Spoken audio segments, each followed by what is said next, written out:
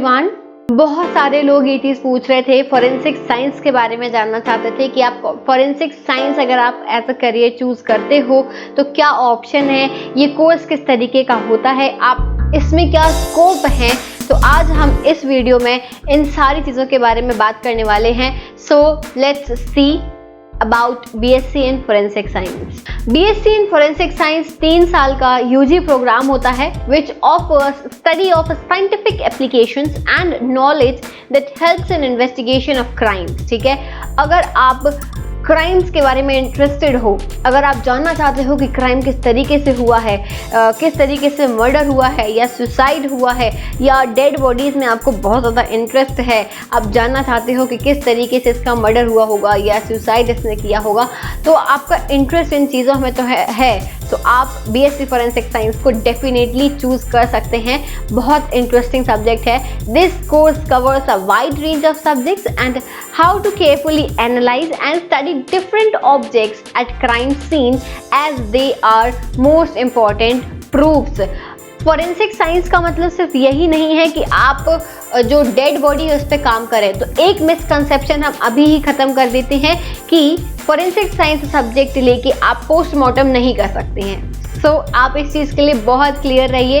Postmortem सिर्फ और सिर्फ डॉक्टर करता है which is known as autopsy. ठीक है, जो गवर्नमेंट डॉक्टर होते हैं वही पोस्टमार्टम करते हैं। Forensic as a forensic expert आपका सिर्फ क्या काम होता है कि आप लैब्स में काम करते हैं और वहाँ से जो एविडेंसेस आपके पास आए हैं, if you are a forensic laboratory expert, तो आपको सैंपल जो है वो ऑलरेडी भेजे जाएंगे और उन सैंपल पे आप काम करके और अपनी रिपोर्ट सबमिट करते हो। सो आप ये मत सोचना कि आप फोरेंसिक साइंस लेके आप ऑटोप्सी कर सकते हो। Autopsy is only done by doctor. Okay, हाँ, फोरेंसिक साइंस में इंक्लूड क्या होता है, अब आपके दिमाग में ये आ रहा होगा। तो क्या होता है, जब हम क्राइम सीन पर जाते हैं तो वहाँ पे काफ़ी सारी चीज़ें होती हैं एज प्रूफ, जैसे कि blood stain, soil, bones, fingerprint. ठीक है, और मोबाइल फ़ोन तो होंगे तो उनसे डाटा को रिकवर करना है, लैपटॉप, कंप्यूटर, DNA प्रोफाइलिंग भी की जाती है और भी काफ़ी सारी चीज़ें मिल सकती हैं आपको एक क्राइम सीन से। ठीक है, तो आपको इन सारी चीज़ों पे टेस्टिंग करनी होती है। ठीक है, now as a student, if you are planning to take forensic science as a career choice, then you must remember one thing, that you should have interest and you should be very aware about the subject if you are choosing this field। okay, तो अगर आप ये subject choose करने के लिए सोच रहे हो तो पहले आप इसका पूरा डिटेल अच्छे से जान लो, तभी आप इस फील्ड में एंटर करो। ठीक है, क्योंकि क्या होता है, बहुत सारे लोग ऐसे होते हैं कि इस फील्ड में एंटर कर जाएंगे, सब्जेक्ट ले लेंगे और फिर आगे जाके कुछ नहीं हो पाता उनका, तो वो ये बोलते हैं कि सब्जेक्ट बहुत बेकार है। तो इसीलिए वो चीज़ आपको नहीं करनी है कि सब्जेक्ट ले लिया और फिर जिस थाली में खाओ उसी थाली में छेद करो वाला काम नहीं करना है। ठीक है, कि सब्जेक्ट लेके इस सब्जेक्ट की बुराई कर रहे हैं, ऐसा नहीं है। अगर आप नहीं आगे बढ़ पाए हो, आप नहीं कुछ कर पाए हो, then that is your fault। it's not the fault of subject or the course that you have opted, right? it is your fault कि आप उसमें आगे नहीं बढ़ पाए हो। तो अगर आप अभी प्लान कर रहे हो तो आप अपने फ्यूचर के बारे में सोच के करना कि आगे आपको करना क्या है। ठीक है, तो अगर हम फोरेंसिक साइंस की ड्यूरेशन की बात करें तो ये 3 साल का कोर्स होता है।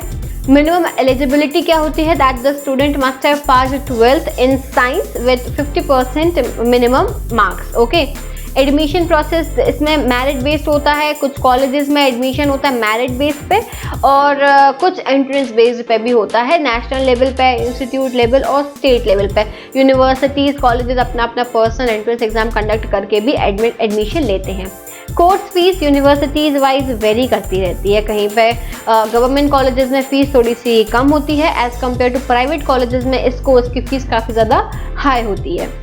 अब हम बात करेंगे करियर ऑप्शंस की। ओके, तो करियर ऑप्शंस के बारे में डिस्कस करने से पहले मैं आपको एक चीज़ बता दूं, अगर आप ये सोच रहे हो कि आप BSc करके और डायरेक्ट फोरेंसिक साइंटिस्ट बन जाओगे या फिर आप इन्वेस्टिगेटिंग ऑफिसर बन जाओगे, तो ऐसा नहीं होता है, बिल्कुल नहीं होता। अगर आपको ऐसा किसी ने बोला है तो आप इस चीज़ को आज ही अपने दिमाग से हटा दो कि आप सिर्फ BSc करके नहीं बन सकते हो। आपको एटलीस्ट पोस्ट ग्रेजुएशन करनी पड़ेगी। जब आप पोस्ट ग्रेजुएशन कर लोगे तब जाके आप किसी अच्छी रैंक पे, अच्छी पोस्ट पे आ सकते हो। हाँ, ये ज़रूर हो सकता है कि जब आप बीएससी कर रहे हैं उस टाइम पे आप काफ़ी सारी इंटर्नशिप्स कर सकते हैं, तो एक वो एक्सपीरियंस में काउंट हो जाता है। बट अगर आप ये सोच रहे हो कि बीएससी करने के बाद आपकी जॉब लग जाएगी, तो ये बिल्कुल गलत है। ऐसा नहीं होगा, आपको थोड़ी मेहनत तो करनी पड़ेगी ना यार। ऐसे थोड़ी होता है कि 3 साल पढ़े, जॉब लगे, एकदम मस्त करियर बन गया, ऐसा नहीं होता है। थोड़ी मेहनत करनी पड़ती है, पढ़ाई करनी पड़ती है। तो एमएससी करोगे तब जाके फिर आप किसी मुकाम पे पहुंच सकते हो। चलिए, तो करियर ऑप्शंस की बात कर लेते हैं कि क्या क्या करियर ऑप्शंस है। तो आप फॉरेंसिक साइंटिस्ट बन सकते हैं, private investigator, drug analyst, crime laboratory analyst, forensic serologist, forensic architect, forensic engineer, forensic toxicologist, एक पुलिस ऑफिसर बन सकते हैं, और फॉरेंसिक कंसल्टेंट बन सकते हैं, और फॉरेंसिक एक्सपर्ट भी आप बन सकते हैं। अब देखिए, बात ये आती है, आप जब भी किसी के पास जाएंगे और पूछेंगे कि फॉरेंसिक साइंस कैसा रहेगा, तो वो क्या कहेंगे आपसे? वो कहेंगे कि ये सब्जेक्ट चूज मत करो क्योंकि इसमें स्कोप नहीं है ना। काफ़ी सारे लोगों ने ये चीज़ सुनी होगी, कहेंगे कि इसमें स्कोप नहीं है। तो स्कोप है किस चीज़ में? आप उन लोगों से ये क्वेश्चन करना, स्कोप है किस चीज़ में, आप ये बताओ, तो वो ऐसा ऐसा ये कर लो, वो कर लो, बता देंगे आपको। बट आपने ये चीज़ सोची कि स्कोप तो किसी भी चीज़ में नहीं है। स्कोप किसी भी चीज़ में नहीं है, लिटरली मैं बता रही हूँ, स्कोप किसी भी चीज़ में नहीं है। बस वो देखने में लगता है कि इसमें स्कोप है, स्कोप बनाना पड़ता है, ठीक है। अगर आपको किसी चीज़ में इंटरेस्ट है तो आपको उसमें स्कोप ढूंढना पड़ेगा, ठीक है। तो उसमें अपने आप स्कोप निकल आता है। अगर कोई इंसान कुछ करना ही नहीं चाहता तो उसके लिए तो हज़ारों लाइन खोल दोगे ना, तब भी उसके पास स्कोप नहीं रहेगा। इसीलिए कभी भी दूसरों की बातों में नहीं आना है, खुद का दिमाग लगाना है, खुद का एनालिसिस करना है, पता करना है चीज़ों को, तब जाके कोई चीज़ चूज़ करनी है। मान लो इंटरेस्ट है आपका किसी और चीज़ में और बोल दिया नहीं भाई इसमें तो स्कोप नहीं है, जाके कुछ और ले लो, तो तुमने वो चीज़ ले ली और फिर उसमें भी कुछ नहीं कर पाए, कोई मतलब नहीं है। हमेशा जो चीज़ आपके पसंद की है ना, जिसमें इंटरेस्ट है, वही चीज़ लो और फिर स्कोप बनाओ उस चीज़ में। मैं हमेशा ये चीज़ बोलती हूँ कि स्कोप आपको बनाना पड़ेगा, ठीक है।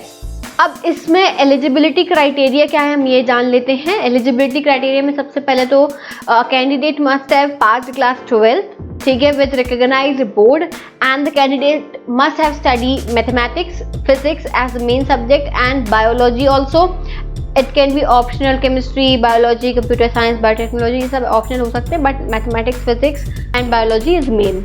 और क्लास 12 में 50% मिनिमम मार्क्स आपके होने चाहिए। फॉर एडमिशन प्रोसेस के बारे में बात करें तो 2 तरीके से होती है। एक तो मेरिट बेस्ड पे हो सकता है कि मेरिट बेस्ड के थ्रू कुछ कॉलेजेस होते हैं जो डायरेक्टली एडमिशन लेते हैं, ठीक है, और कुछ एंट्रेंस बेस्ड पे होता है। यूनिवर्सिटी कॉलेजेस होते हैं, ये नेशनल लेवल, स्टेट लेवल और कॉलेज लेवल एग्ज़ाम कंडक्ट करा के एडमिशन्स लेते हैं। तो वो आपको थोड़ा सा रिसर्च करना पड़ेगा। बाकी मैं भी आपको इसी चैनल पे और भी डिटेल्स आपको देती रहूँगी, so for that you have to subscribe the channel.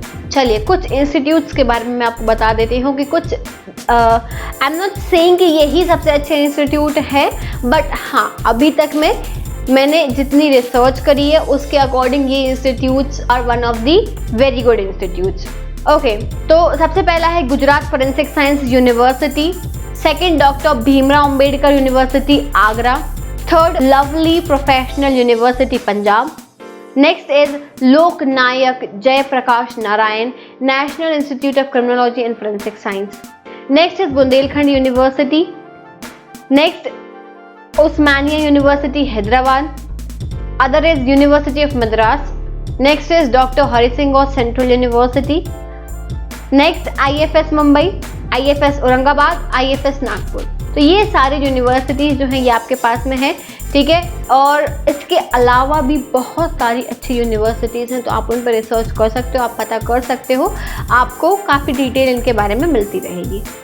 तो आई होप कि आपको फोरेंसिक साइंस के बारे में काफ़ी डिटेल मिल गई होगी। इसके अलावा अगर आप किसी चीज़ के बारे में जानना चाहते हो तो please let me know in the comment section.